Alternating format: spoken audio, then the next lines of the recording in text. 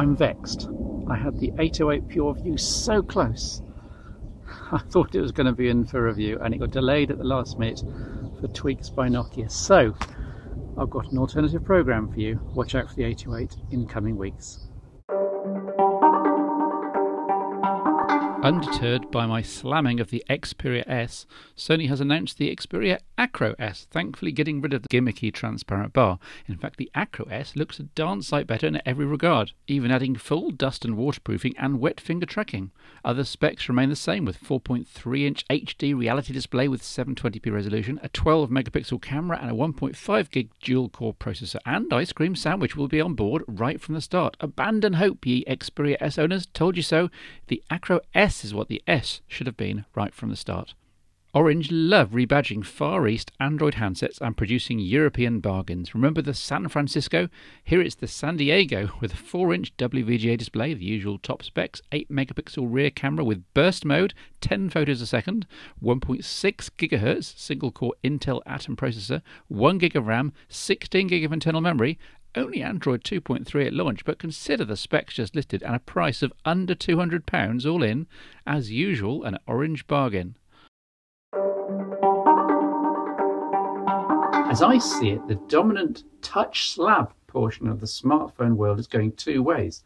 Some manufacturers are trying to outdo each other to make the thinnest slab possible, to the extent that the phone becomes too hard to hold, too easy to drop, and worst of all, battery life suffers. You see, we've now got hungry multi-core processors and even hungrier 720p 4.7-inch screens. What's needed are batteries of the order of 2000 mAh or more as a minimum.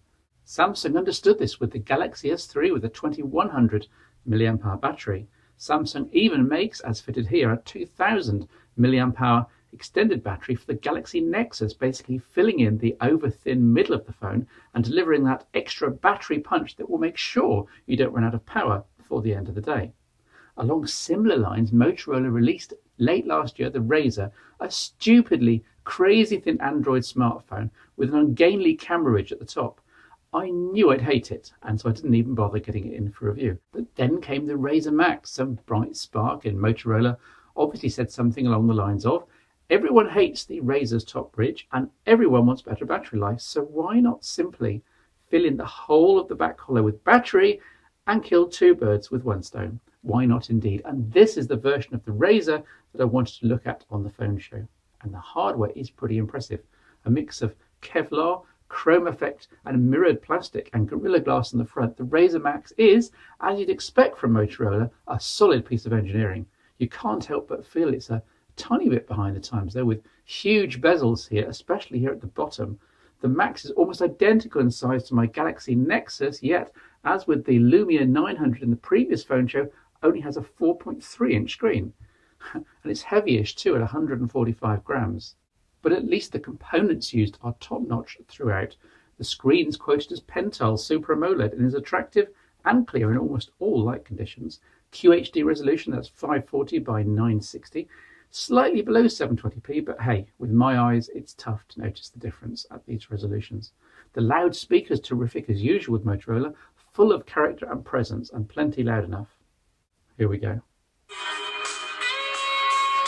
Why oh why can't Samsung and HTC and the rest do likewise? The camera is decent too, up to Motorola's usual high standard. Good enough for 95% of uses without ever really challenging the specialist camera phones. There's no camera button here. I guess it's the modern trend. Here are some sample photos shot with it though, in varying light conditions. This is test footage on the Motorola Razr Max. Continuous autofocus that's not terribly fast, but it does work.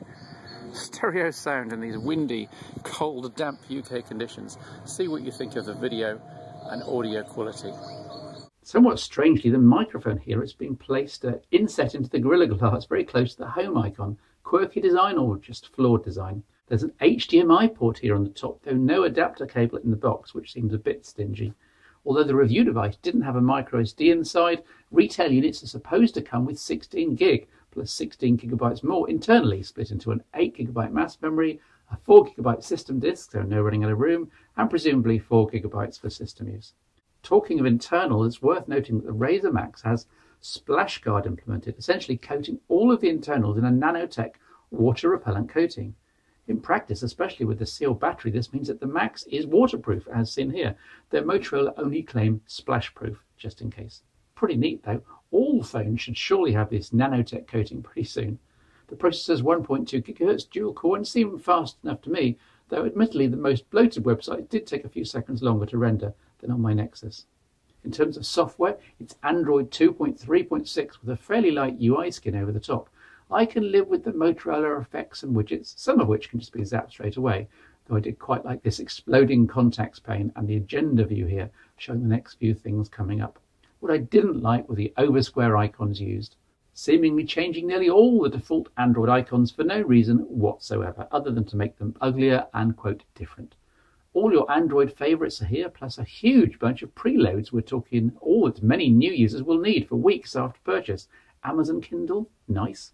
Evernote, nice. The full QuickOffice editing suite, nice. Trials of Need for Speed and GoToMeeting, well, I can live with those, I guess.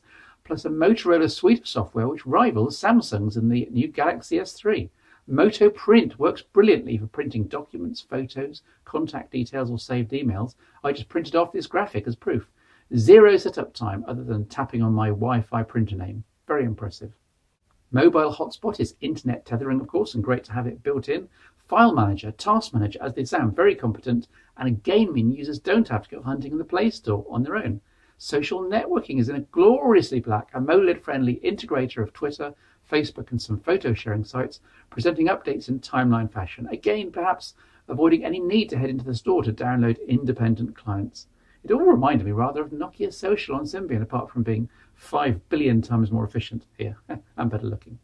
Social location looks promising, offering details of restaurants and other meeting points around your location, but integrating this into your social networks prompts the installation of, wait for it, MotoBlur. Ah!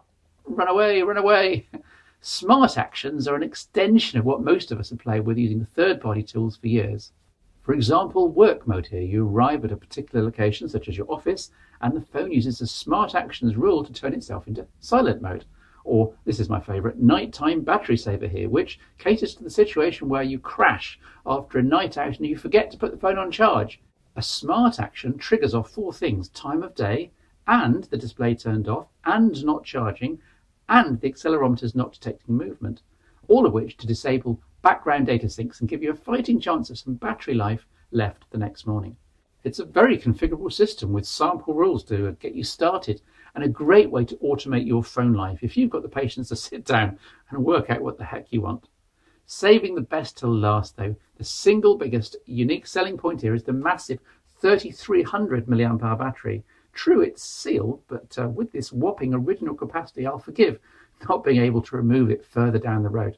According to Motorola, this baby will play videos for 16 hours straight. In normal use, I was getting about 2 days from one charge if I didn't go too crazy. I don't believe anyone would ever run out of power on day 1 with the Razer Max. Look, let me sum the Razer Max up. I want it. I want its incredible battery. I want its fantastic speaker. I want its super build quality. I want its waterproof ability. I even quite like its screen, even though it's not quite at SGS 3 levels. But I do really want it without some of the software frills, the widgets, the strange icons, the online syncing stuff that Motorola keep adding. I know Motorola wanted to make it smart, but come on, you're part of Google now, guys. Happily, we have seen leaks of what's claimed to be the official ice cream sandwich build for the Razer and Razer Max, and things are much closer to vanilla Android 4. Making getting this device a pretty good choice if you're an Android fan, especially if you're always battling power issues with your current device. Who cares what you do with your phone and how bright you run your screen when you've got a battery the size of a house? This is the Motorola Razer Max.